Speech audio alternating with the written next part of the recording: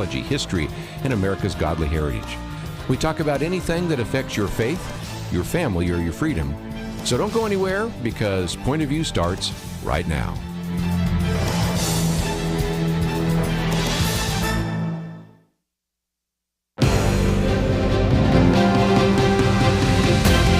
Across America, live, this is Point of View.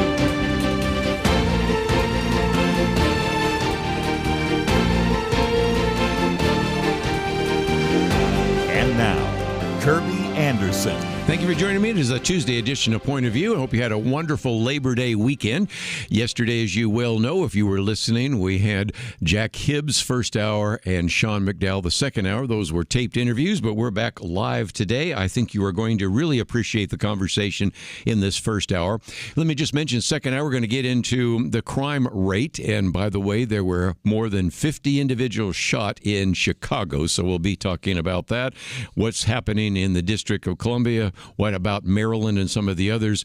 Going to get into a couple of other issues. Rahm Emanuel has written about the fact that China is our enemy.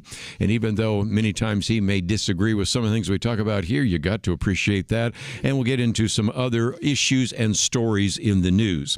But let me begin by asking a very simple question. It is September. Where were you on 9/11?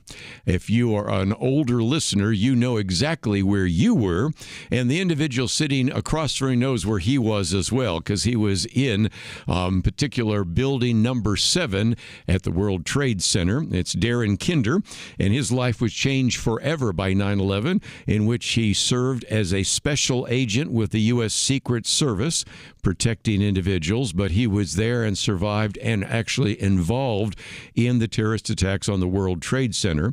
He is the author of this book, which we have information about on our website, Bury Me in a Dirty Suit. It'll become very obvious why he's called it that soon enough. But more importantly, we also have a link in addition to this book, which I think you would really enjoy reading, also a link to Fierce Faith, which is a Christian organization that encourages men to live purposefully serving God. And so I think you're going to appreciate this conversation. And Darin, it's great to have you here. It's great to be here. Thank you, Kerby. Might just mention about a week ago, somebody that you know, Hal Haubecker, was sitting there, and he says, I can't believe it. You got Darin coming in next week. And so in some respects, we got a 1-2 punch. And there are all sorts of very significant individuals that have endorsed your book. Jerry Boykin is a person that's been on the program many times before, now serves as the vice president of Family Research Council, former Delta Force commander. But also, of course, I saw that Hal Haubecker and a variety of other people are there as well. Well, most people can remember where they were on 9/11. You really can, because you were in that office building. I think you just finished working out, and all of a sudden, boom, you hear something. And because you were working in the Secret Service, it occurred to you very quickly, must have been a terrorist attack. Yeah, it became apparent to me fairly quickly. We were in 7 World Trade Center, like you said, which is just across the street from World Trade 1, which was the first tower hit. Yes. I just finished working out in our gym, and we were all putting on suits that day. I just finished putting on a clean suit because we had a big meeting that day, a big planning meeting for this huge event that was coming in a couple of weeks. And, we were suddenly being told to evacuate. Didn't know exactly what that was, but I tell you what, Kerby, when I got out to the street, looked up at the north side of the North Tower, which was where the first plane impacted, I didn't know all of the details. I didn't know all the facts, but I knew that wasn't an accident. I don't know if it was training, an experience. I'm a student of history, and I knew that, radical Islamic terrorists tried to take down the towers in 1993. That's right. With you talk about bomb. that, yeah. And the blind sheikh. Mm-hmm. Yeah, that's right. The blind sheikh and Ramzi Youssef, and I know that they also promised that they were going to try again. Mm-hmm. And I didn't know all the facts on the ground, but I knew it was game on. One of the things that people will appreciate about this book is that you give us some of the timeline there, which just, again, takes you back into that, 10:02 hours, September 11th, Vesey Street near Broadway, for example, and just all the way through. I noticed, and I've heard Hal Haubecker say this because he's read the book and also gives an endorsement, you start getting your blood pressure up, your heart rate starts getting up just as you're reading through the book. But as I think we need to illustrate illustrate, you use these stories to really help people understand why you founded Fierce Faith, because we're going to take through some of the stories on the ground and what happened that day in New York City. But in some respects, out of that, really rekindled your sense of purpose for life, wasn't it? Oh, absolutely. I mean, the book is part, firsthand experience of a guy at the street level and what it was like. But at the end, the reader realizes it's kind of a backdrop. Yes. It's kind of, although it is a roller coaster, as you said, it's a backdrop to point into bigger issues. And that's really the heart and soul behind the book is it's written in men, but every woman who's read it has absolutely loved it. So it's kind of funny, but, and it's all about, hey, what is our purpose? Why are we here? You and I are born not by accident. We are masterpieces created by our Creator for this time, for this place. Built. I've heard it said, built on purpose for purpose. That's right. And so I just want to really inspire and equip, more importantly, the men of God to roll up their sleeves, get their suit dirty, and engage the world. And I like to say, I'm fond of saying, this world is full of problems. Yes. And you were created to solve or be the solution to at least one. And again, you woke up that morning actually trying to make some sense out of the world that you were in. And at the same time, sometimes you can be prepared for that, as you were certainly working in the Secret Service. But at the same time, none of us are quite prepared for something that unfolds there. And I apologize to you before we got on the air, because I think this is the third radio interview you've done today. But again, it's helpful to go through your story. But one of those is, now, looking back, we're talking about 24 years later, you were kind of young and you were sort of obviously, and I appreciate your vulnerability, kind of wet behind the ears. Is that fair? I often refer to myself in the book as young and dumb. Yes. Yeah, young and dumb. And then when you read the narrative, you're like, oh yeah, this guy was not very smart, but really just being led, driven by the Lord. And I made some questionable decisions, to say the least, but I think I was being used for a bigger message. As you even talk about this, there are things falling down. There are later people jumping off of these buildings. There is at one point where you talk about all the dust cloud covering you. In some respects, not only were you trying to be significant in the moment, you're very fortunate that you actually survived, aren't you? Oh, 100%. I mean, on September 12th, the next day, that's when I was just in prayer, acknowledging to the Lord, I should have died twice, at least. At least. Should have taken me. And that kind of led me down this journey of, okay, I must have been spared for a reason, for a purpose. I want to spend the rest of my life, discerning that and then getting after it, as I like to say. But when the two towers collapsed, each one, because I was young and dumb, after the first one collapsed, I escaped barely.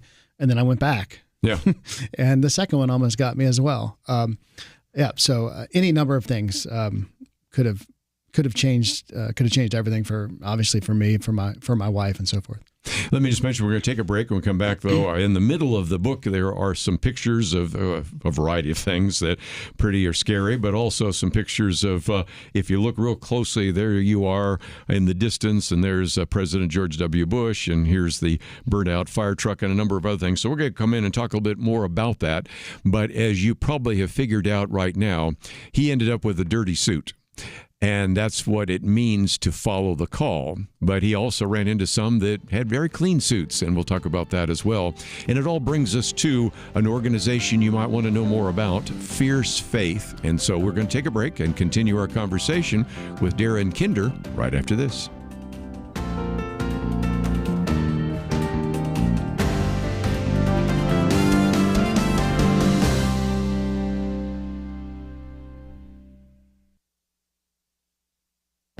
This is Viewpoints with Kerby Anderson. 6 months ago, I recorded a commentary on the idea of universal basic income. UBI is a fiscal program to pay a regular income to everyone without any conditions. At the time, I quoted research that showed that giving people free money didn't improve their situation. I wanted to return to this discussion because of an article in The Argument, which is a new left-wing publication with an impressive list of contributors. Kelsey Piper writes that giving people money helped less than I thought it would. In fact, she laments that multiple large, high-quality randomized studies are finding that guaranteed income transfers do not appear to produce sustained improvements in mental health, stress levels, physical health, child development outcomes, or employment. Noah Rothman highlights her dismay in his article, New Left-Wing Publication Discovers Timeless Conservative Wisdom. As this title illustrates, he is surprised at her bewilderment. She could not seem to understand why people who received income supplements worked less and also reported no personal psychological material benefit. As he explained, she cannot stress how shocking she found the results. Even the researchers expressed their own surprise. Chuck Bentley, CEO of Crown Financial Ministries, has been warning about the perils of UBI in his articles and in a chapter in his book, 7 Gray Swans. Giving free money to everyone doesn't make sense economically, nor does it make sense theologically. People benefit from working and enjoying the fruits of their labor. These studies confirm that universal basic income and handing out free money doesn't work. I'm Kerby Anderson, and that's my point of view. For a free booklet on a biblical view of anti-Semitism, go to viewpoints.info/antisemitism. Viewpoints.info/antisemitism.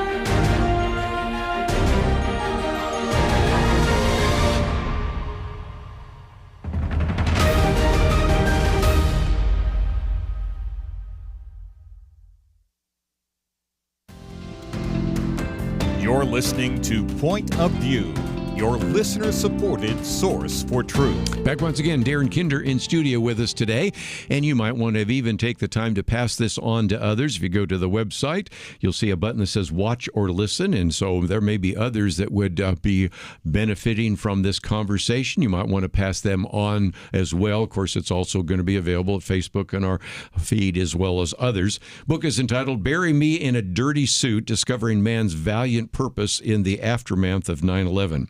There's a point at which you weren't willing to share something you said that day, but finally you decided, I guess I should say that. Let's go be heroes, right?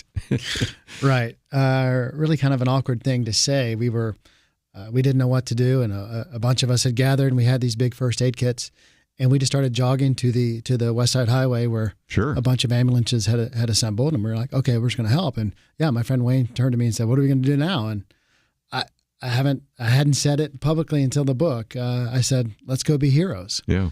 And, that sounds really brash and maybe arrogant, but it really wasn't my heart. At the time, it was, let's just do what the next thing is. Let's go. Everyone else is doing first aid, is screaming into the scene. Well, I mean, this is not our job, our normal job set, Secret Service agents. But let's go do what they're doing. But you know how to do it. We had plenty of role models all around us to watch. And at one point, you're bandaging a woman, and then you're getting advice, is a nice way to say that. Counsel. Yelled at you about what to do, right? Right. Her arm was badly burned, and I'm wrapping it and irrigating it, and this FDNY paramedic is behind me, and he's screaming at me, telling me how I'm doing it wrong, and classic stereotypical New York attitude.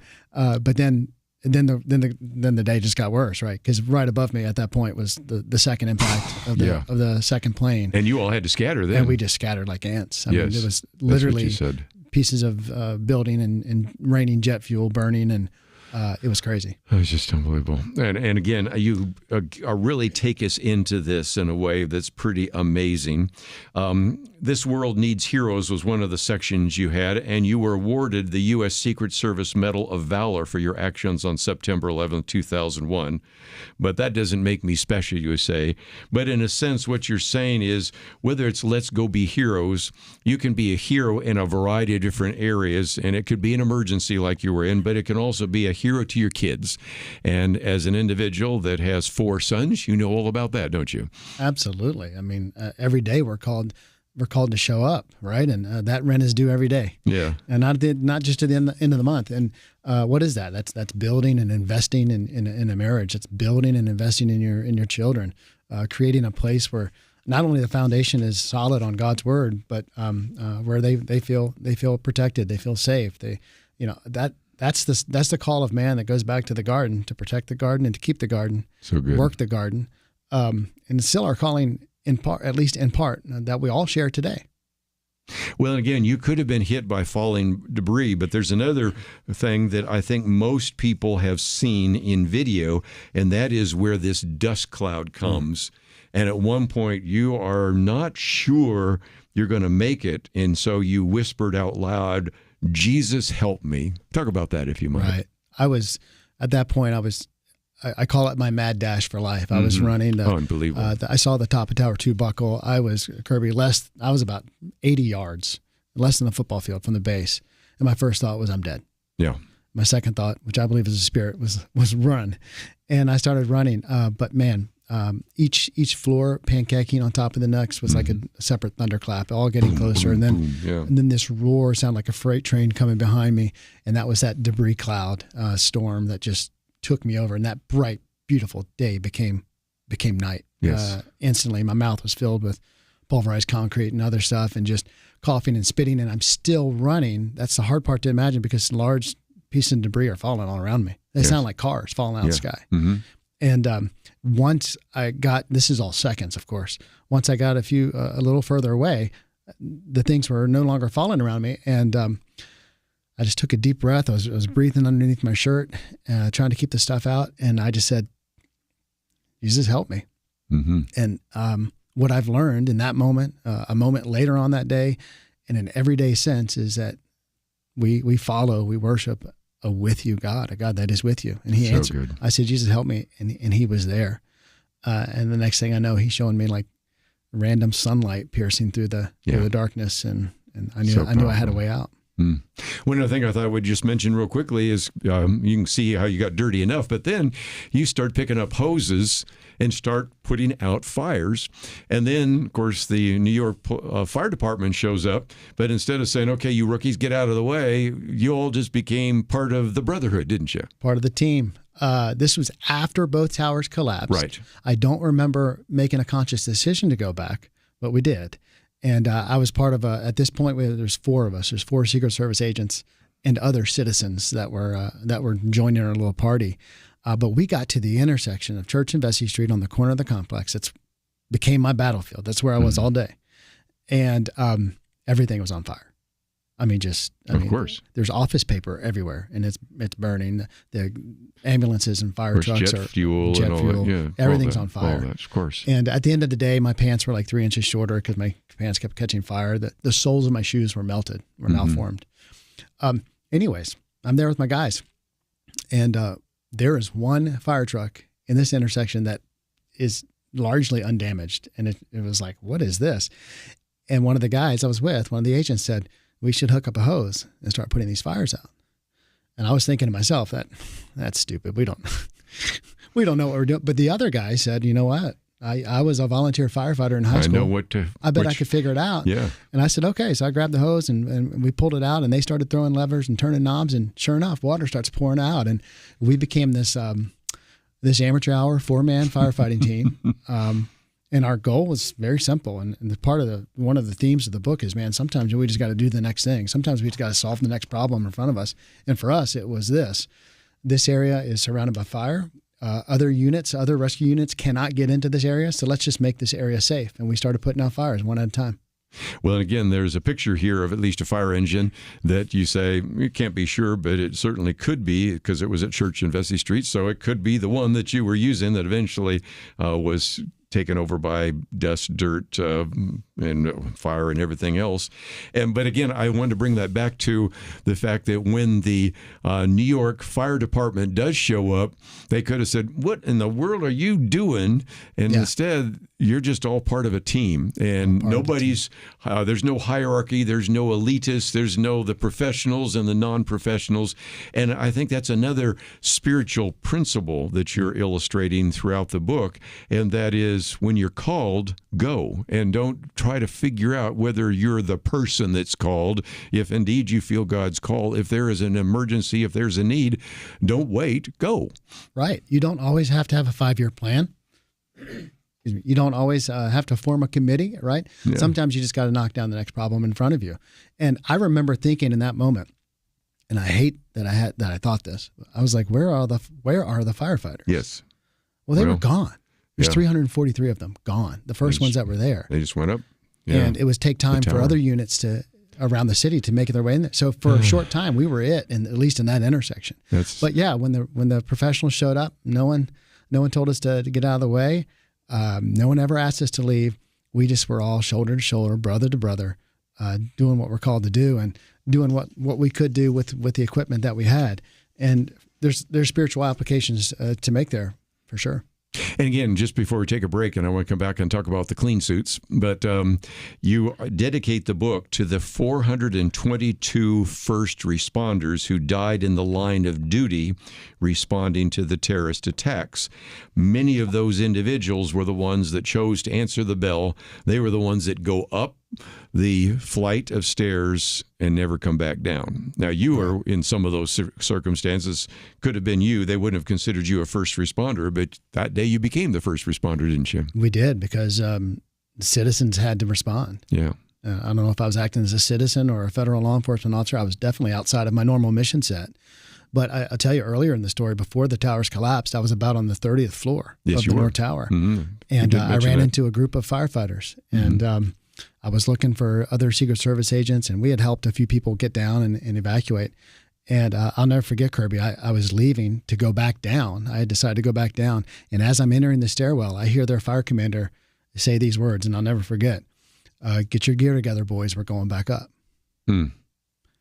And, up until this point, I didn't have all the data. I didn't have all the facts. I was kind of young and dumb. And had I known the totality of the circumstances, maybe I would not have even been in the tower.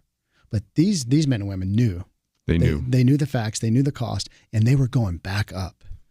Thinking that they could put out the fire and save everybody who, at least from the 30th floor down or wherever it happened to be. Yeah. Exactly. Yeah. Need to take a break. Bury me in a dirty suit. Well, when we come back, we're going to talk a little bit more about that and also give you a chance to learn a little bit more about fierce faith. If you go to the website, pointofview.net, we have a link, and you might want to check it out during the break, and we'll be right back.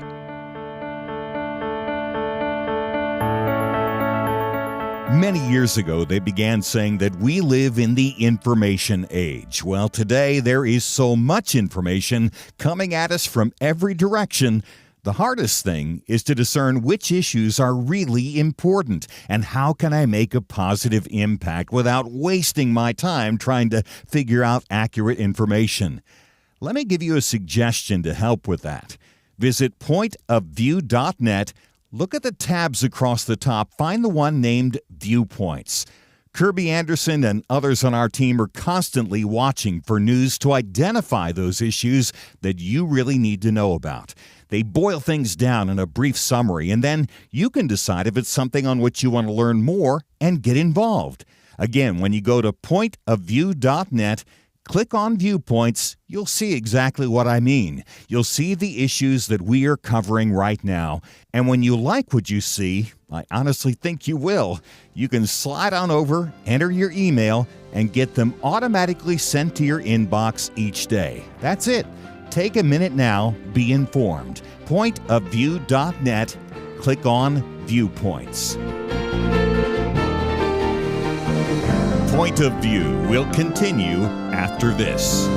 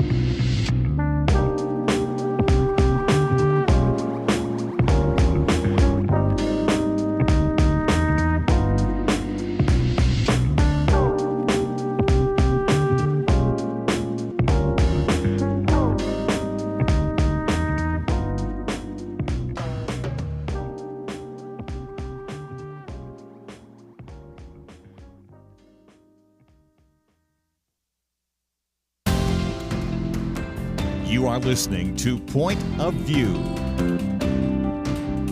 The opinions expressed on Point of View do not necessarily reflect the views of the management or staff of this station. And now, here again is Kerby Anderson. Back once again, let me just hold up the book, because if you are watching online, you can see that it's entitled Bury Me in a Dirty Suit, Discovering a Man's Valiant Purpose in the Aftermath of 9/11. It's written by Darin Kinder in studio with us. And again, if you'd like to listen to this again or maybe pass it on to others who would benefit, I would highly recommend it. And of course, the title is something that when I had this sitting out, my wife said, bury me in a dirty suit. What does that mean? And of course, part of it is now what we're going to unfold.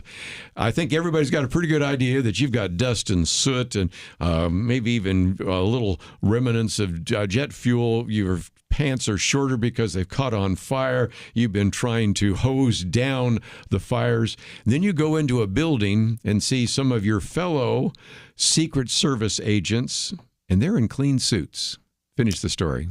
Right. We had, there was 4 of us at this point. We had finally found out where the larger rendezvous point was for all of us. And eventually our work was done there. We were kind of in the way of the professional firefighters, and we kind of shrunk back, and we drove 30, 40 blocks north to that rendezvous point. And the 4 of us walk in. I mean, we just looked, beat up and bloodied and terrible. And so did a lot of other agents. As I walked in to my right, there's a large group of people, and we're kind of looking at each other, giving thumbs up and side hugs, and kind of. But yeah, I mean, on the other side of the room, and there's a clear break down the middle of the room. On the other side of the room, I stood. And I was kind of baffled. It was like something wasn't computing, and there was people in clean suits. Yeah. And I say that, Kerby, to be clear, not to judge them, but not to judge anyone, yeah. not to throw stones. You talk about that. I use it because these people would go on to serve their country very valiantly and in a high stakes career, high stakes environment. So, but I could not get that dichotomy out of my mind. The one side of the room is clean suits, the other side was dirty suits, and I'm kind of looking at them like, where have you been? And they're kind of looking at us saying, where have you been? Kind of the same question. And that next day, September 12th, I'm sitting on my sofa in Hoboken, New Jersey, just across the Hudson River.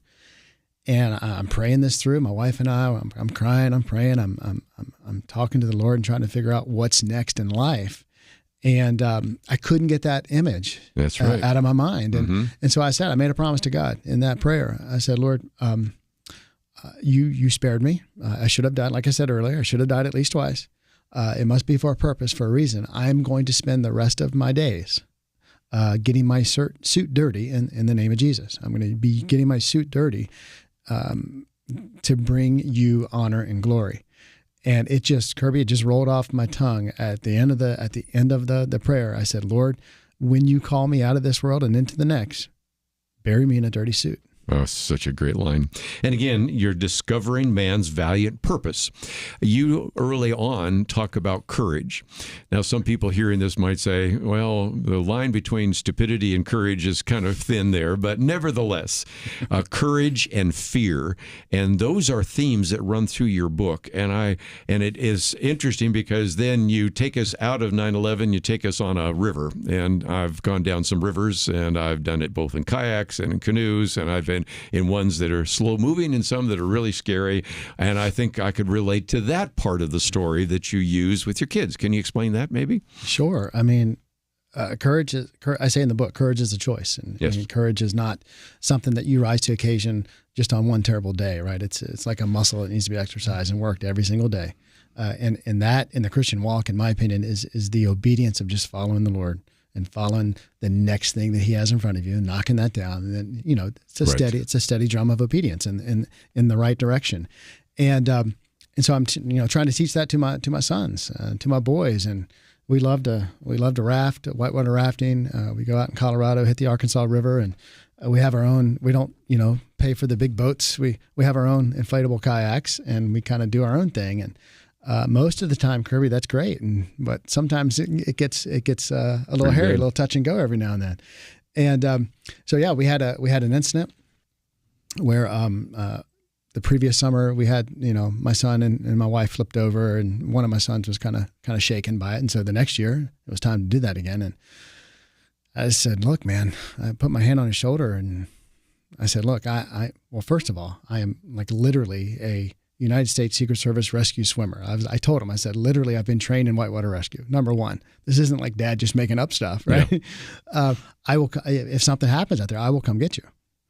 And he was better. And sure enough, we go down, and sure enough, he and my wife hit a rock the wrong way, and they get flipped over, and I go up and I throw them a rope, and we pull them over because they were in the rapids for a bit, and I talked to him. I said, hey, I told you I would come get you. Now, you and I serve a Lord, serve a God who is with you, who is far more strong and far more capable than me.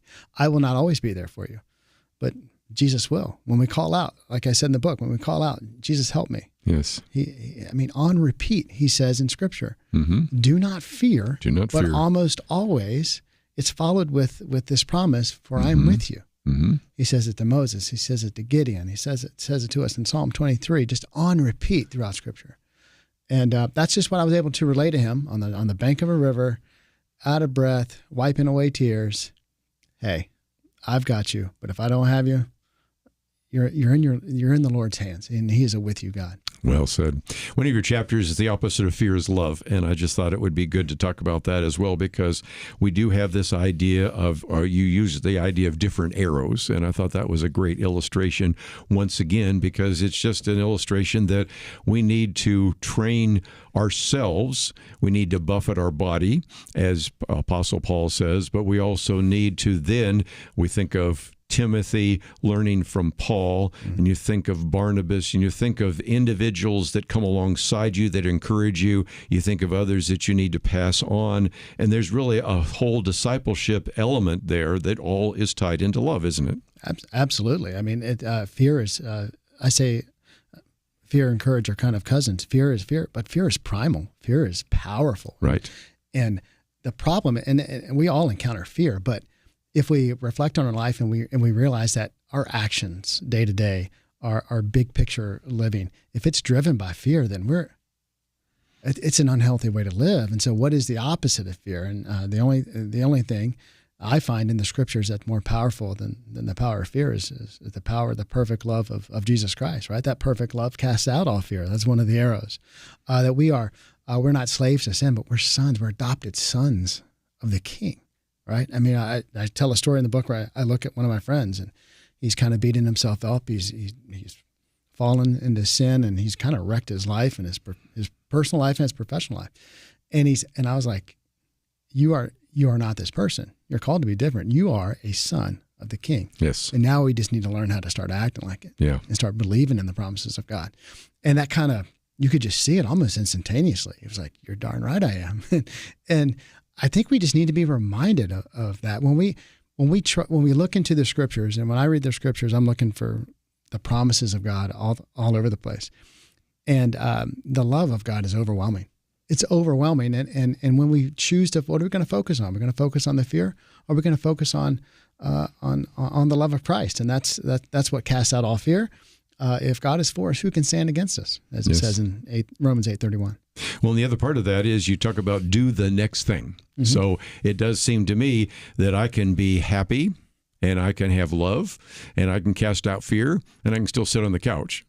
But there's another step, isn't there? Right. Right. There's always the next step, right? And that's the slow walk, the slow march of obedience in the same direction, in the right direction. Mm-hmm. Courage is a choice, but it's a daily choice. Like I think anyone in that 9/11 scenario could have done what I did. Yeah. Risen to that occasion. But now, as a man of God, as a faithful husband, as a devoted father, it's moment after moment. It's day after day, and that's where we have to answer the bell and enter into the hard stuff of life to lead our family, lead our wives that way. Yeah, answer the bell. And again, if you want to know more about that, we do have fierce-faith.com. We're going to come back and talk about some of that and also a few other aspects of the book. To Fight the Good Fight, he is available as a speaker. Of course, he's an author, former Secret Service agent.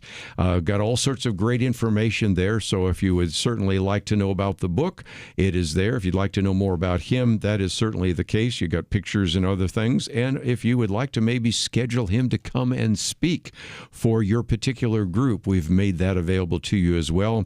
Don't you know this would just be a wonderful message for the church, for a men's group, whatever it might be. So I hope that you'll take the time to click on that website as we go to a break. You can go to pointofview.net. That's sufficient enough to take you there. Or for those of you that just want to go directly there, fierce-faith.com. We'll take a break and we'll talk about whether or not there are any safe spaces and a few other things that we need to get into. But we do need to take a break. And if you are interested, the book again is entitled Bury Me in a Dirty Suit. Darin Kinder with us, and we'll continue our conversation with him right after this.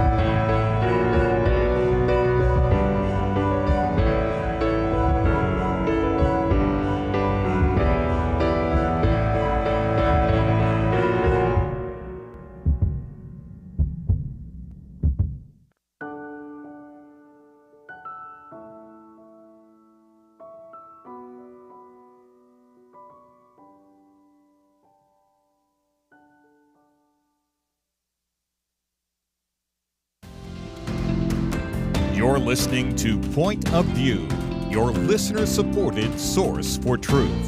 Once of the times that we talk about this issue of safe spaces, I thought we'd come to it because it's one of the chapters, and you start, of course, with this very famous quote in The Lion, the Witch, and the Wardrobe by C.S. Lewis.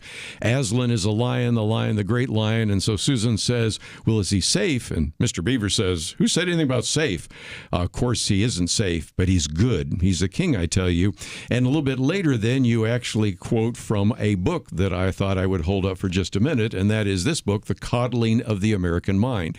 Now, we've had Jonathan Haidt on this program, but Jonathan Haidt and Greg Lukianoff are both recognizing that there has been this push for safetyism, and we have a whole generation of young people today that want safety, and safety, as you said, is not a calling. Safety is not something that is guaranteed, and one of the reasons why I'm so excited about your organization, Fierce Faith, is you're really calling out men and even boys to recognize that you need to be courageous in a world that is not safe.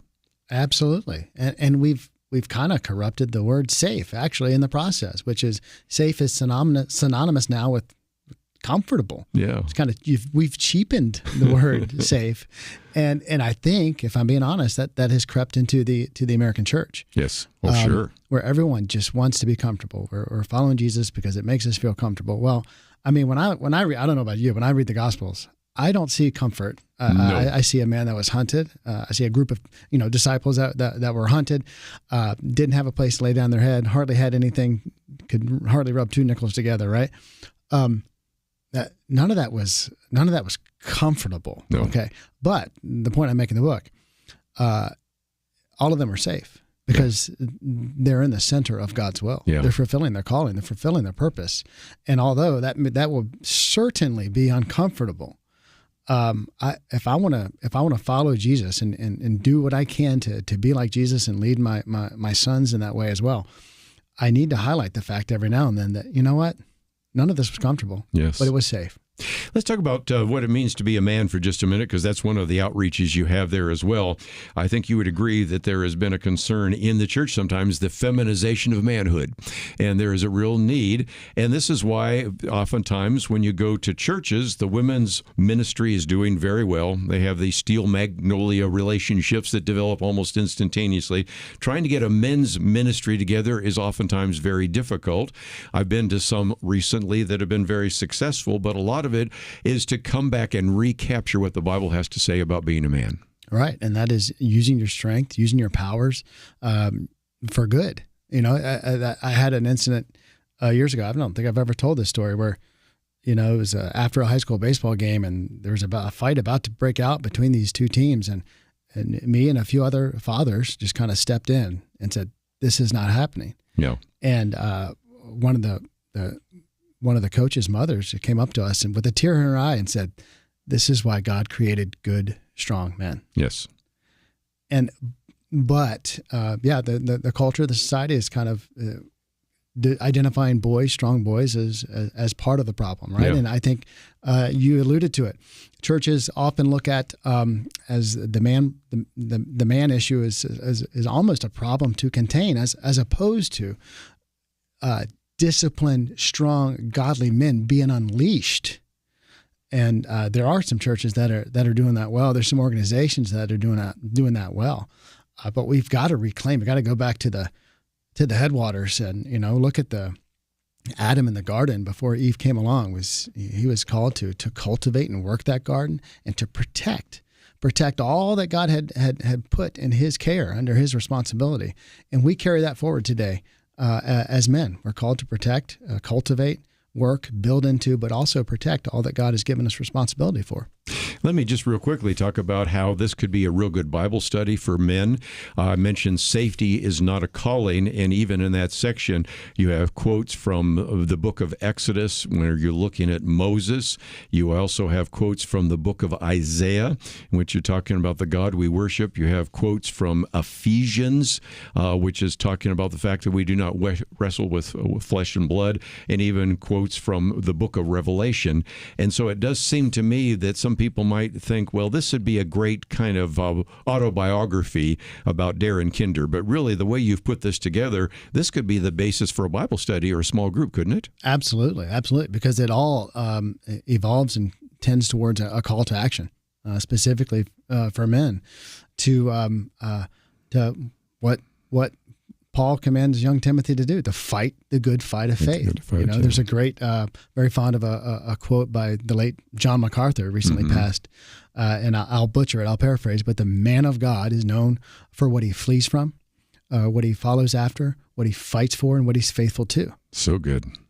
I mean, let's just so if you lay that over our lives on a daily basis, what am I faithful to? What am I fleeing from? You know, the Bible says to flee from sexual sin, for example. What am I fighting for? What am I faithful to? That's the stuff that defines what a man is, what a godly man is. Yes. I've been to many games where if you did not have the men there, things would get out of hand. And so sometimes just the mere presence is enough. Sometimes you have to step in, and sometimes you have to recognize there are no safe spaces. So might as well just get used to that quite quickly. Well, let me point people to the website, fierce-faith.com. And what will people find there? Because you've got some great resources. Of course, your book there as well, but there's a reel so that people can see how you speak. They can find out more about the book. Maybe they'd like to have you come and kick off a discussion with the book. Are those possibilities? Absolutely. I am pursuing right now. Fierce Faith is my initiative into the into the Christian man space to challenge men. It's a call to action. We've heard enough, quite frankly, of calling men out for their iniquities, as opposed to calling men up. Yes. Calling them up to something greater. And that's what I'm doing at Fierce Faith. So I'm pursuing speaking opportunities. I've done this, Kerby, on the side for the last 12 or 14 years, very quietly, kind of perfected the craft of public speaking. I just love it. But now that I'm retired and moved on from the Secret Service and written this book, this is my number one endeavor is to men's conferences, men's retreats, and things like that, and even church services and things with men and women present. It is the new mission that has been placed upon me. And you can go to darinkinder.com, but I think the simple one is we've already got the link there, fiercefaith.com, and you'll have all that information about him. And if you go, we can also give you some other links as well as information about the book. I love the back of it. It says, more than a memoir, Bury Me in a Dirty Suit is a rallying cry for men to live boldly for others and for God. And if you wanted to talk about a mission statement for Darin Kinder, there it is. And it is just a delight to have you in studio. Your reputation precedes you because Hal Hallbecker was here talking about you. I was familiar with the book, and I also appreciate Greg Whitting, who's a good friend as well, that set that up. So thank you for coming in today, especially since I know you've done a couple of other interviews. It was a delight to have you sit around the table with us today here at Point of View. It's been my pleasure, really. Hal Hallbecker is one of the spiritual titans in my life. He mentored me years ago, and I owe a lot to him. He's a good man. Well, again, we had him on last week, so if you'd like to listen to that interview one last time, Bury Me in a Dirty Suit, Darin Kinder. You can go to the website, pointofview.net, follow the links there as well. Of course, while you go there, you'll see my Viewpoints commentary, take action items, some videos, and much, much more. So all sorts of resources are available. Simply go to the website, pointofview.net. Need to take a break. When we come back, though, we will get into some issues in the news. I am pretty sure this was an encouragement to you. I encourage you to take the time to contact him and find out maybe about having come to your speak to your group or church or something of that nature. But let's take a break. We'll be back with more right after this.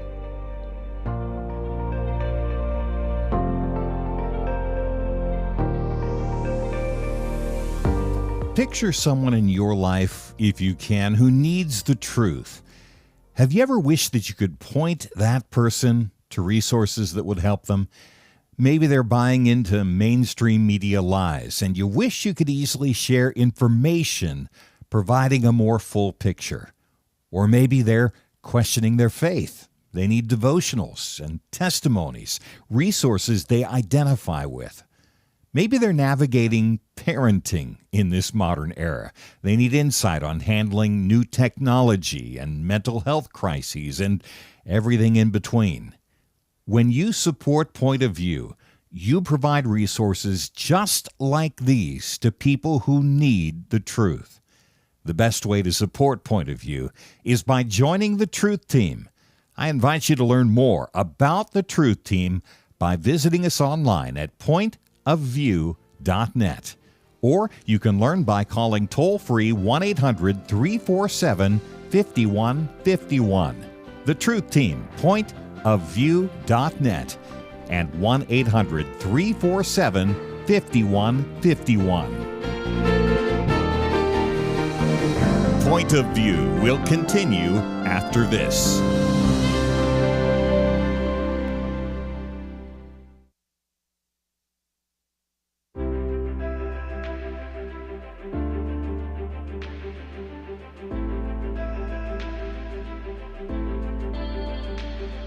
I really appreciate your program. I don't get to listen to it every day because I have to work, but it's really a blessing to me and to all of us.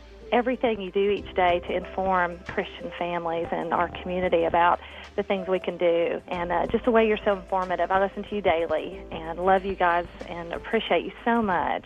I do appreciate Point of View and what you folks are doing. You really are doing a great job to educate and to help Christian folks do a better job to honor Christ in all that we do. I just appreciate all you guys do. I mean, I learned so much, and it's amazing what you teach that I say to other people, and they look at me like, where did you hear that? So I appreciate you guys. So thank you for all you do. I just turned your program on, and I want to just let you know how much I appreciate just getting the truth out. Point of View Radio Talk Show.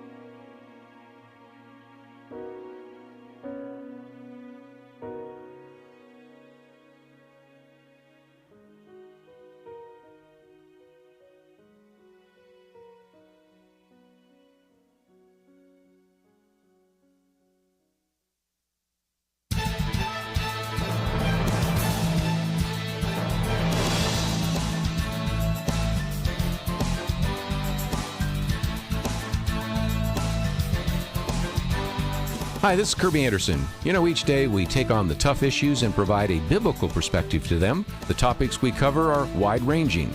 Apologetics, theology, prophecy, creation and evolution, intelligent design, marriage, family, child-rearing, the millennial generation, trends in society, politics, economics, business, religious liberty, the Constitution, public policy, foreign policy, military policy, tensions in the Middle East, abortion, homosexuality, pornography, sexual ethics, media, technology, history, and America's godly heritage.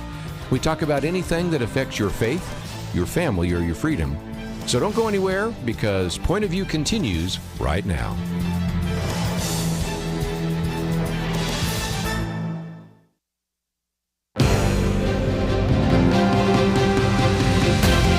Across America, live. This is Point of View.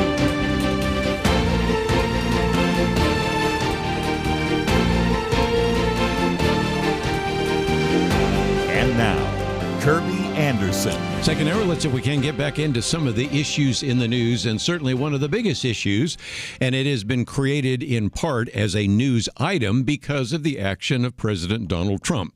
You well know that the issue of crime is sort of become front and center. It should have been a long time ago, but certainly when you all of a sudden deploy National Guard troops and other military personnel in the District of Columbia, and then threaten to also do that in Chicago, Baltimore, and a variety of other places, there is going to be some pushback. Now, the pushback, interestingly enough, has been twofold. The first, which we've talked about on this program many times before, is to deny that there is a crime problem. And the way that is oftentimes done, and we've talked about this before and went through some of the numbers, so this is probably old hat, but if you'd like to find some of those facts and figures, you can go to the website, pointofview.net, scroll down to the bottom, there is a search, and you can talk about crime or crime statistics, and you will have all sorts of articles that will be helpful in that regard. Yes, it is true in the District of Columbia that crime rate has gone down, but it's gone down from a very high level. So the District of Columbia, as we've pointed out before, if you just want to use sort of an apples-to-apples comparison, if the District of Columbia were a state, it would be the most violent state in America. So you can see that there's still more to do. Chicago, the same thing. Mayor Johnson has made a case that this is not something we need. And over the Labor Day weekend, we had more than 50 people that were shot in Chicago. Fortunately, not that many died, but still, it illustrates this is out of control. So one of the ways in which people have tried to respond, usually it's been Democratic leaders, is we don't need you, we're handling it on our own, or the crime is not as bad as you think it is, which is a hard argument to make. There's a second one, and I started seeing it show up in some of the talking head shows, and the person who's probably become the most adept at this is an individual who's running for the presidency, Gavin Newsom. By the way, in just a few minutes, we will also talk about another person I'm convinced is running for the presidency, and that would be Wes Moore, who's the governor of Maryland, who also denies the crime issue. But Gavin Newsom has come up with a different way to look at that, and to simply say, well, you're focusing on the wrong issue, because indeed the crime rates in many states that are led by Republicans, so-called red states, is higher than it is, for example, in the state of California. And if I can give you a quote, "Facts are stubborn things. Mississippi, Arkansas, Tennessee, Alabama. Then it goes on to say Alabama is the top 3 most violent state in the country. Where's the president?" Gavin Newsom is asking. And I've seen this surfaced other ways. Why is the president sending these troops to the District of Columbia, or wants to send them to Chicago, when some of the red states that voted for Trump, have a worse crime issue than certainly we have?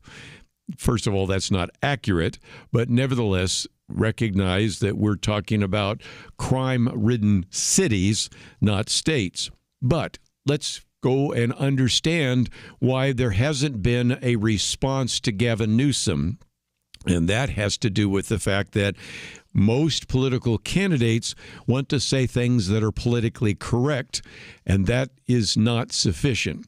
But again, let's give you the numbers here. If you look at the crime rate, violence per capita, I'm just mentioning some of the states where we broadcast. Alaska is second. Arkansas is third. Louisiana is fourth. Tennessee is fifth. Missouri is sixth. South Carolina is seventh. Alabama is eighth. Oklahoma is ninth. Do you see a trend here? Yeah, many of the states where we broadcast, and that are, in many cases, I think most of those would be considered red states, maybe not all, are the case. And so that is the issue. So the politically correct response right now that comes, say, from Republican candidates is to say, well, that may be true, but even when you talk about these red states, let's take Tennessee. A lot of that has to do with the city, Memphis, or Missouri. Well, that has to do with the city, St. Louis. Or when we look at Louisiana, it has to do with the city, New Orleans. And these are either run by Democrats or maybe don't get advice from some of those Republican governors. But they can't say the other issue, and you can understand why. Because, as Scott Moorhead documents, and this is on the bottom of the second and the third page, there's a factor that is even more predictive of crime rates, but it isn't something that most people want to mention, and that is the crime rate correlates very much with whether the population is black. He says this is territory where Republican politicians and conservative commentators don't want to get canceled, so they normally don't go there. But he makes a very strong case, and you can begin to read through this piece and see that that is very significant, because he points out the correlation is uncanny, which explains why so many go to such lengths to shut down any discussion of it. The fact of the matter is, whether a place is run by Republicans or by Democrats, the higher the black percentage of the population, the higher the rate of violent crime will be. There is no exceptions to this rule, by the way. Sometimes with correlations, you get general correlations. And again, I will acknowledge correlation doesn't mean causation, but there is a very strong correlation. Although a state can be high in crime for other reasons, such as Hispanic gangs in California, pushing the state of California to 10th, despite having a low black population, the thing that is perhaps most significant is the African American population. Well, you can understand why a Republican candidate is not going to mention that, because then he'll be or she will be labeled as racist. But one of the things that I find so helpful is once you get labeled as racist, or once you get labeled as being part of a hate group, then really have nothing to lose except to speak the truth. And so there is a sense in which right now Gavin Newsom has found a way to try to put Republicans back on their heels. But if you want to look at the crime rate, the best correlation has to do with the black population. We've had many African-American guests on this program to document why that is the case, the absence of fathers, the impact of breakdown of the family. We can go into all those issues.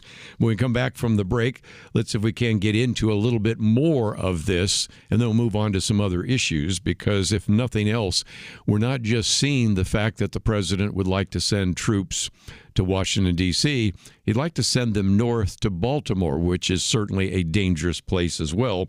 And so many questions certainly have to surface as to why would you want to do that, and why is the crime rate so high in that particular jurisdiction? So come back and talk about that. This is the first article by Scott Moorhead, and if you'd like to look at the facts and the figures and the graphs, pretty interesting. We'll come back with more right after this.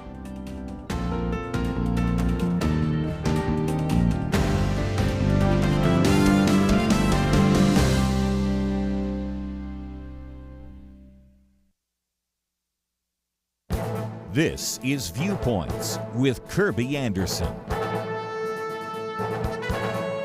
6 months ago, I recorded a commentary on the idea of universal basic income. UBI is a fiscal program to pay a regular income to everyone without any conditions. At the time, I quoted research that showed that giving people free money didn't improve their situation. I wanted to return to this discussion because of an article in The Argument, which is a new left-wing publication with an impressive list of contributors. Kelsey Piper writes that giving people money helped less than I thought it would. In fact, she laments that multiple large, high-quality randomized studies are finding that guaranteed income transfers do not appear to produce sustained improvements in mental health, stress levels, physical health, child development outcomes, or employment. Noel Rothman highlights her dismay in his article, New Left-Wing Publication Discovers Timeless Conservative Wisdom. As this title illustrates, he is surprised at her bewilderment. She could not seem to understand why people who received income supplements worked less and also reported no personal psychological or material benefit. As he explained, she cannot stress how shocking she found the results. Even the researchers expressed their own surprise. Chuck Bentley, CEO of Crown Financial Ministries, has been warning about the perils of UBI in his articles and in a chapter in his book, 7 Gray Swans. Giving free money to everyone doesn't make sense economically, nor does it make sense theologically. People benefit from working and enjoying the fruits of their labor. These studies confirm that universal basic income and handing out free money doesn't work. I'm Kerby Anderson, and that's my point of view. For a free booklet on a biblical view of anti-Semitism, go to viewpoints.info/antisemitism. Viewpoints.info/antisemitism.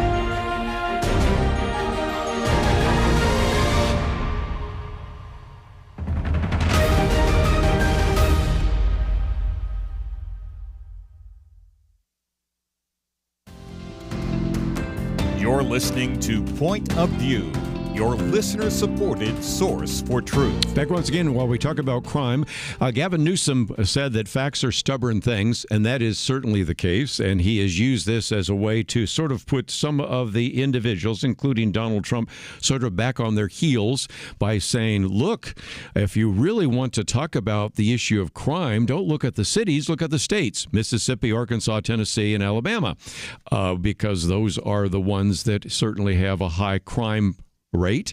And of course, I rattled through a whole series of states where we broadcast right now that actually are in the top 10.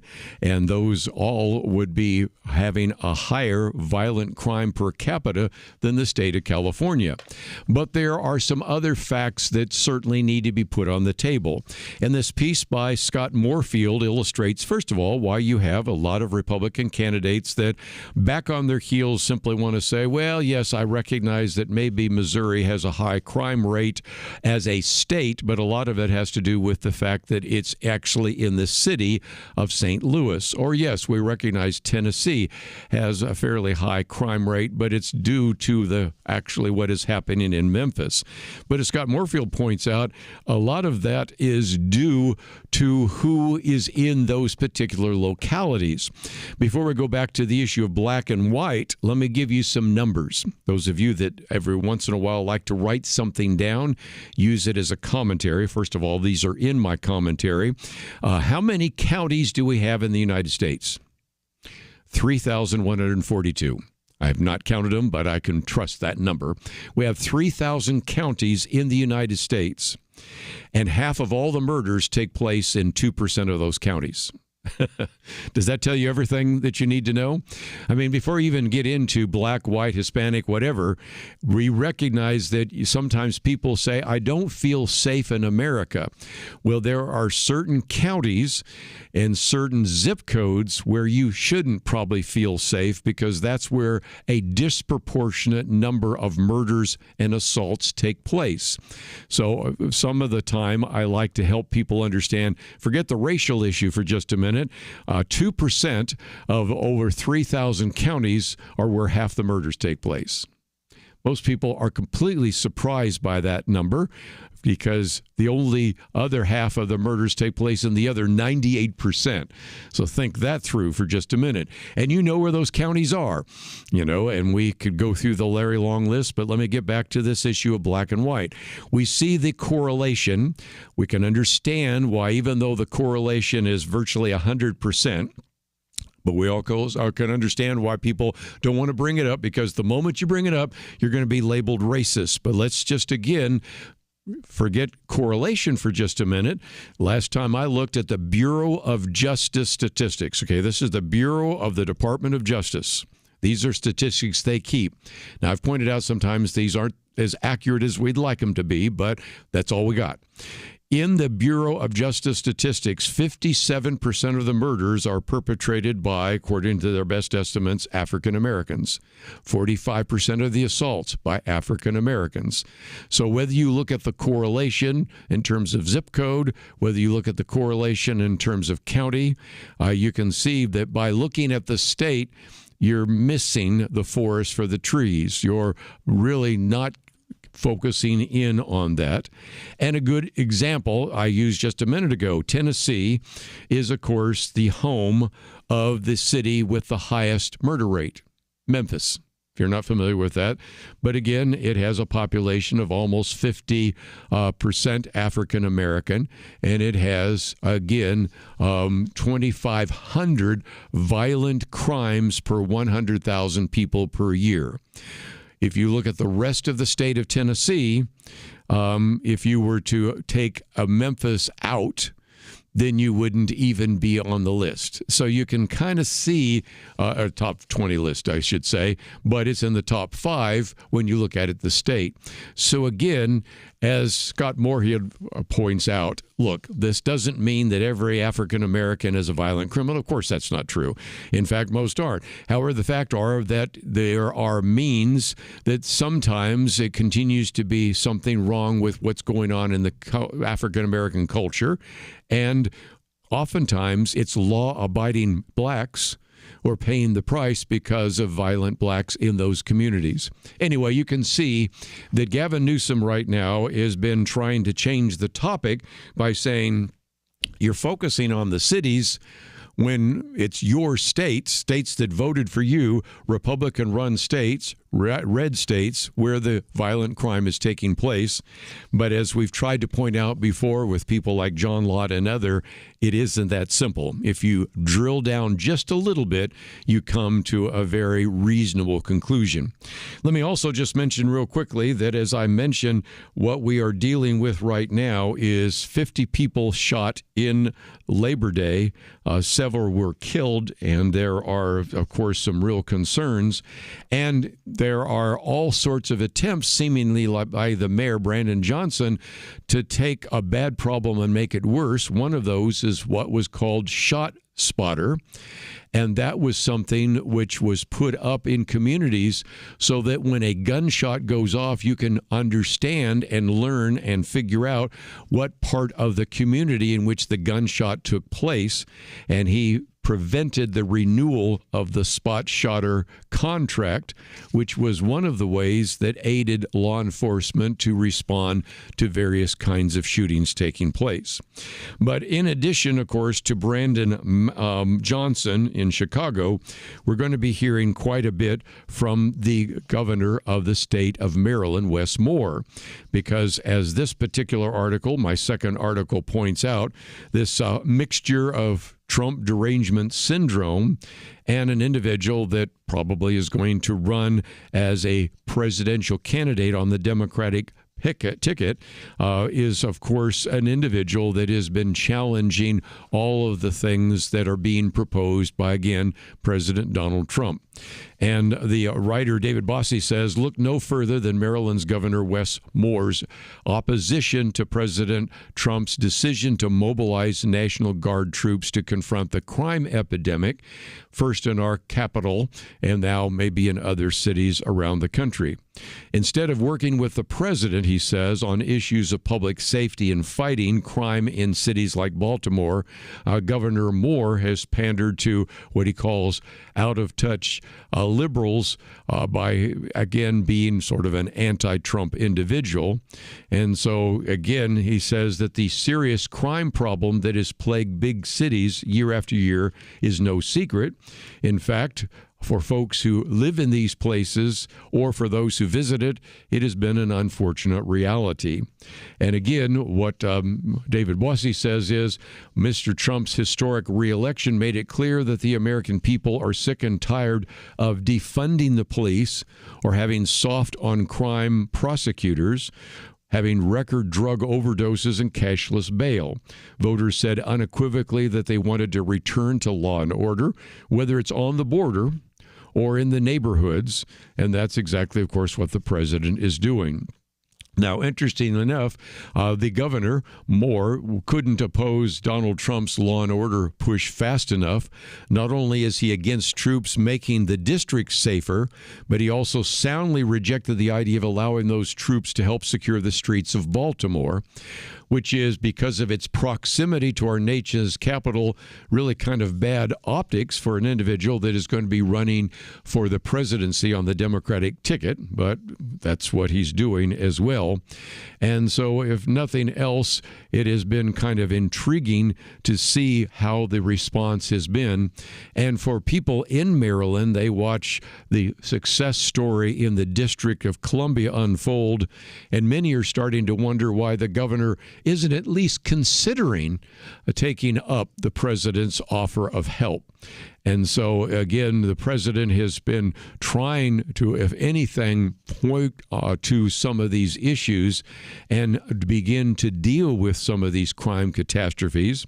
But I thought there's a very good piece by David Bossie in which he quotes at the very end from the Vice President J.D. Vance, who the other day said, "Why are Democratic governors angrier about federal law enforcement helping clean up their streets than they are about the fact that those streets need to begin to be cleaned up?"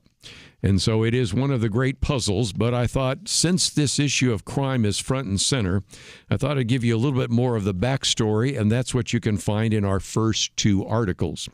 When we come back, though, there are many people very concerned about the fact that the federal government has wanted to invest in intel, and certainly there are some very important concerns about that as well. So we'll get into that, as well as a few other very important stories that we need to cover today here on Point of View. If you'd like to know a little bit more about some of the things we're talking about, or would like to read these first two articles, they're available at the website, pointofview.net. We'll come back with more right after this.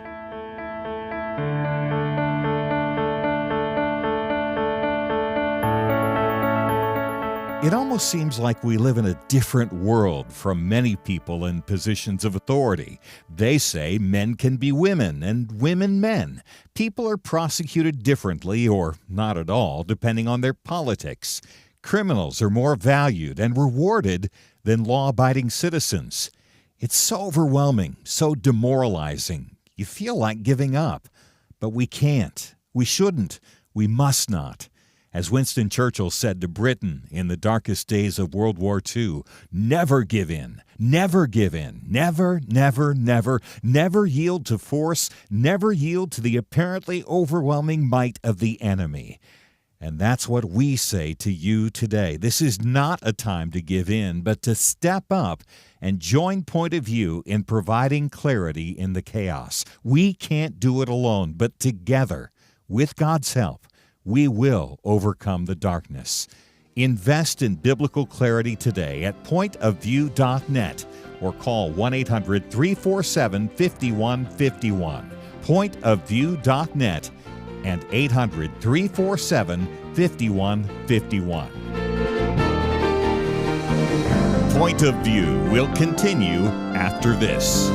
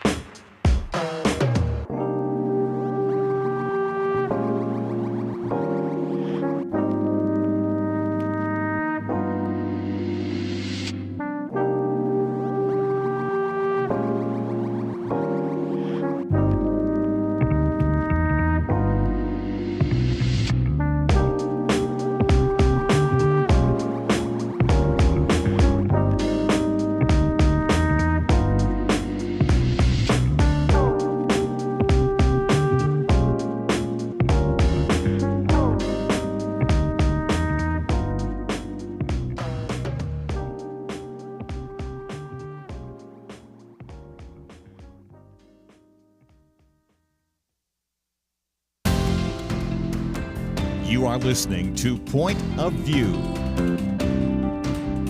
The opinions expressed on Point of View do not necessarily reflect the views of the management or staff of this station. And now, here again, is Kerby Anderson. Back once again, let me just mention that my commentary today is about universal basic income. I won't get to it, but it relates very much to some of the conversation we had last Friday in terms of some of that research. And there are certainly individuals that are discovering, sometimes to their surprise, that if you give people money, they want to work less. And if you give them lots more money, they don't work at all. And if you don't require them to get a job, then they don't get a job. And what a surprise. But nevertheless, just one more of those studies. And this one is kind of fun because it is a liberal who is actually writing for one of the more kind of left of center new organizations. It's an article called The Argument, and it's a left-wing publication. Kelsey Piper is just totally surprised that giving people money helped a lot less than I thought. And, of course, they've talked about that before here on Point of View. But let me get to two articles, one coming from an individual who is an economic conservative, one who is pretty much of a liberal. The first one, Paul Winfrey, is an individual that has served in the Trump administration in the past, but is actually looking at economic issues, and he points out that America didn't become rich through government ownership. And what we are starting to see is this desire on the part of the Trump administration to begin to get in ownership of Intel. They're talking about Lockheed Martin. They're talking about NVIDIA. And again, just when we were talking off air, Darin Kinder and I got talking about New York City, since he used to live in New York City, and the future mayor, again, Zoran Mamdani. Remember him? He's our socialist who might indeed be the next mayor. And he talks about actually having government take over the means of production. Well, if you want to take over the means of production, that's called what? Socialism or even communism. What if you want to just take over part of the means of production? What do we call that? Well, in my day, we used to call that fascism, but that word has been completely morphed. I was looking at some of the definitions online, and now has to do with being an authoritarian and all the rest. But the original idea was sometimes you would have a government that wanted to control industry, didn't completely control it, didn't take over all the means of production, but it wanted to guide it in one direction or another, and that's how we used to define fascism. You don't like the word fascism, how about crony capitalism? And that is something I thought we had protest against, and I think this piece by Paul Winfrey reminds us of why there are a lot of people, both left and right, that are concerned right now about what is being proposed in the Trump administration, because the proposal is for the U.S. government to take a 10% equity stake in Intel. Now, Intel is one that makes chips. That's going to be important in just a minute. But again, Paul Winfrey says this is a fundamental misunderstanding of what makes America a superpower.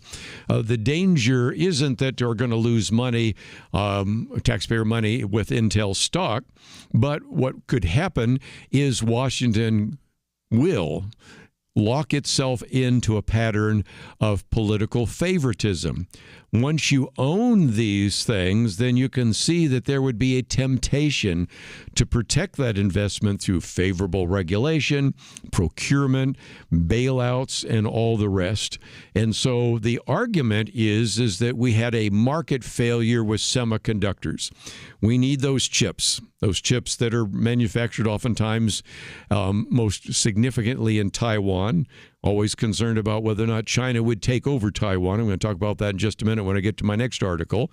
And so as a result, since it is more expensive to make chips in this country, we in this country have pretty much abandoned domestic chip production.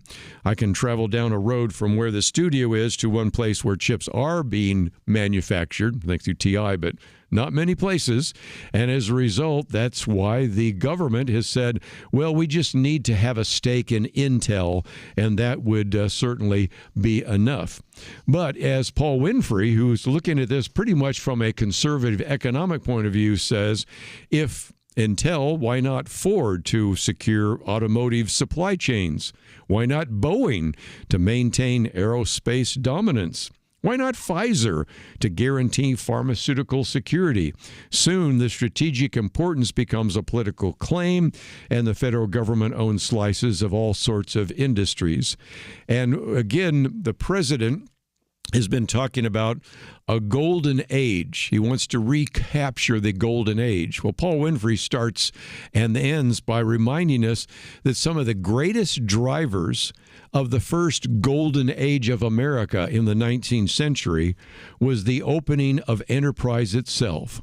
Once barriers began to fall, entrepreneurs had unprecedented freedom to start firms, to compete, to scale up, from the railroads as well as to steel, to the telegraph, innovation. I even have a booklet that we produced a while back on this, of all the things that were part of this kind of industrial revolution. And as a result, that worked not because the government owned the means of production. That sounds a little bit like our future mayor here in New York City, but by, in a sense, backing off, because these institutions then had space in which they could take risks, and there was competition, and we were the beneficiaries. So this is a particular warning. We thought about talking about it on Friday, and sometimes this gets a little bit into the deep weeds. Who cares whether or not the United States owns ownership in Intel, but it's dangerous. And once I had that article, I was going to post this one by Rahm Emanuel, because even though he is a Democrat, even though he served as chief of staff for Bill Clinton, he also was one of the Democratic mayors of Chicago. He was also the ambassador to Japan. And I love the title of his, "We Have Met the Enemy and He Isn't Us." He laments the fact that there's so much squabbling and back and forth, although he engages some of it himself by criticizing Donald Trump and a variety of others. But nevertheless, let's at least acknowledge that there was a time when we all worked together, and whether it was in the 20th century America worked to defeat Nazism, or even in the end of the 20th century to defeat the Soviet Union and the evil empire, or even after what we talked about in the first hour today with Darin Kinder, after 9/11, we, for at least a while, were united in attacking terrorism. But then eventually we ended up, as he points out, into a quagmire in Iraq, and we did. And then the government responded to the 2008 financial crisis by bailing out banks and insurance companies, which we did. And so as a result, he says, now what we have is a need for us to recognize that there really is a threat out there, and it is China. I love his line here. In some Shakespearean sense, China's long shadow has appeared at exactly the right moment.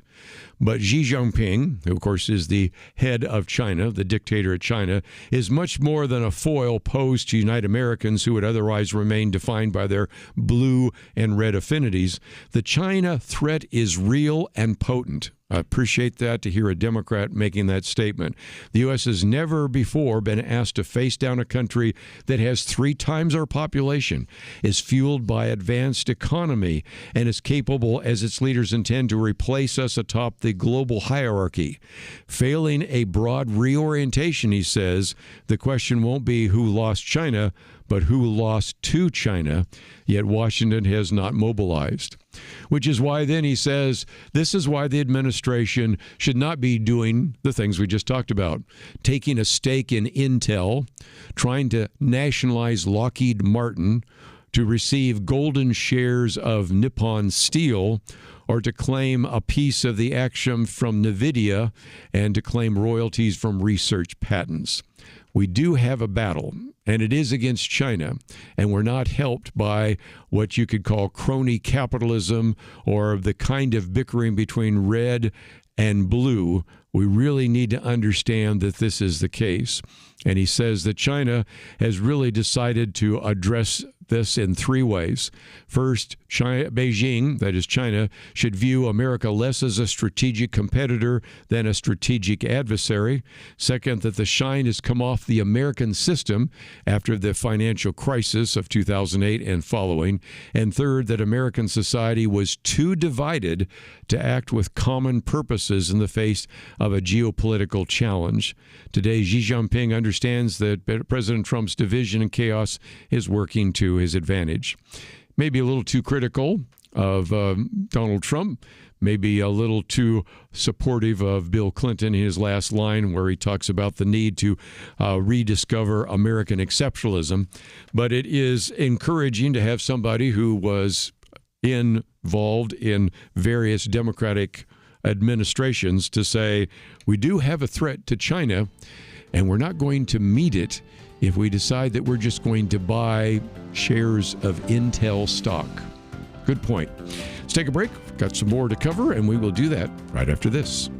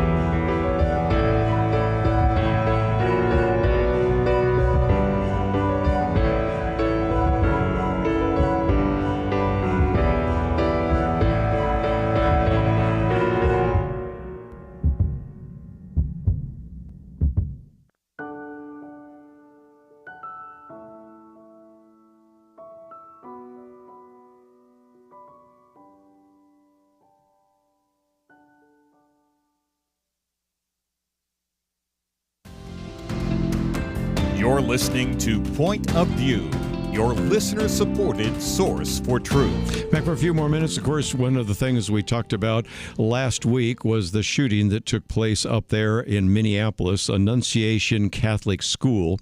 And, of course, there is always the desire to not try to find all the simple solutions in this situation. The tendency is to rush almost immediately into something like, well, we just need more gun control, or we certainly need to try to find a way to address the issues of mental health issues. We need better school security. We need to reduce the amount of visual violence. The list goes on and on. But the transgender issue is perhaps more significant than we might have begun to believe. And Daniel McCarthy takes us through not only the discussion there, but some of the others. And that is, he's arguing that discussion discussion, an honest and open discussion that isn't portrayed as being anti-trans, but just an honest discussion of people dealing with the issue of gender dysphoria needs to take place, because there does seem to be a link between some of the transgender groups and mental illness and violence. He gives you a couple of examples, and you can read those a little bit later, but he also reminds us that just the visual images are enough to cause somebody to be concerned. He talks about, for example, an issue of the Oregon Eugene Weekly's features a trans cover star holding an AR-15 style rifle, with basically saying some queer folks are armed and ready to fight. You've got another one here in which you had one of the individuals in the state of Minnesota who actually had appeared in public wearing a shirt emblazoned with a knife and the legend, "Protect Trans Children." Okay, you can see where some of that might take you. And so, again, we've got to be careful that we don't deal with the issue and maybe overestimate it. But there has been, I think, a real attempt sometimes to underestimate that. If you have seen the clip in which Sebastian Gorka was on with the Legacy Media, he was told that, look, we look at these shootings and 97% of these shootings did not take place with trans people. And Sebastian Gorka, who of course looks at the issue of terrorism and is very familiar with these facts, say, no, wait a minute. The numbers that you are citing have to do with any kind of shooting. So that could be a shooting that takes place in Chicago because you didn't deliver enough drugs or between rival gangs. But if you go down and look at those which have an ideological base, you come to a very striking conclusion, and that is there is a very definite anti-Christian bias. And we saw that, of course, up there in the shooter from Annunciation Catholic School. Then he goes on and talks a little bit about how he was even surprised that one rather conservative individual was arguing that it's not right for individuals to lose their job if they're willing to go along with a student's preferred name rather than to agree with the parents. And he goes into a long, detailed list about how, in some respects, this argument is something that parents should have the authority over their children, not the school, not the individual, not the teacher, and made the case that referring to this as just like using a nickname, as if calling William Billy is the same as calling him Barbara. Anyway, it goes into a fairly long discussion about that, which I won't get into other than to simply say he's noticed that even the way in which we try to communicate these ideas are really flawed. But I come to a piece by Tyler O'Neill who reminds me, and hopefully you, of the fact that there have been a number of these transgender shooters, and we're oftentimes not told about that by the mainstream media. So in the interest of time, with only minutes left, let me just give you 6. And I, again, always try not to use the names of these individuals. But let's go back to the shooting that took place at Covenant School, which is a Presbyterian school in Nashville, Tennessee, where this male-identifying female killed 3 children and 3 adults, eventually was killed by the police. You go a little bit earlier to another individual who killed 4 people at a Rite Aid distribution center in Aberdeen, Maryland, and a close friend told the Washington Post that the individual there identified as transgender. Go back also to another one. A 19-year-old individual opened fire at a STEM school in Highlands Ranch, Colorado, killing 1 and injuring 8. And again, a female who identified as male.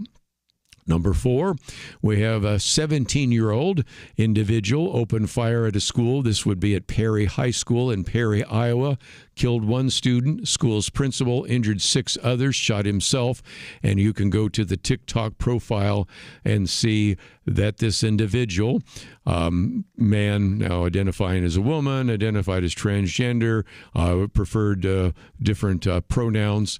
You have a couple other ones. November 2023, grand jury indicted 1 individual on 14 counts of threatening to injure people across state lines. Individual who identified as a male, identified as a female. First name was Jason, then went as Alexia. And then you have one other one. Again, those are just 6 I'm picking out. And this is an individual, a shooter, killed 5 and injured 25 at a College Springs LGBTQ nightclub who identified as non-binary. And eventually there have been some questions about that one as well. So the point I'm making is there are some really important issues. We, as Christians, really want to have sympathy for anybody who is struggling with any kind of mental issue, and gender dysphoria used to be considered a mental issue. We don't do individuals a favor by affirming them in some cases in which they have some kind of mental issues or some kind of gender dysphoria, but I think it's a reminder once again that there are those who are trying to bully individuals, as Daniel McCarthy points out, and trying to silence people, trying to inject some common sense into the discussion. Probably won't spend a lot more time talking about the shooting up there in Minneapolis, but it's an illustration again that sometimes we're not well served by the legacy press. One of the reasons why at Point of View we try to cover stories, and we certainly have covered some today, talking about why the crime rate is higher in certain areas will certainly get you labeled as being racist. Trying to bring a little bit of common sense to some of the shootings that have taken place by those who identify as transgender will get you labeled as transphobic. But the bottom line is, it's important for us to speak the truth, and that's what we try to do every single day here on Point of View. I think you're going to enjoy the conversation tomorrow. We're going to spend a little bit of time talking about how you might be able to, through some various significant things in the IRS code, increase your giving to your church, to Christian organizations, even to Point of View. So we'll be talking about that with Chad Hufford. Second hour, we're going to talk about the issue of slavery. It's an issue we've talked about before, but I think you will learn some things that certainly are not covered in even the history novels and in the history books and even in the mainstream media. So I think it'll be a very good program on our Wednesday Point of View. First of all, I want to say thank you to both Megans today because they are busy over there engineering the program, and also want to thank Steve for his producing of the program. But as we go to the end of the program, I would encourage you to get some of the Viewpoints commentary. Our Pray for America is a place for you to sign up. And most importantly, we look forward to seeing you tomorrow right here on Point of View.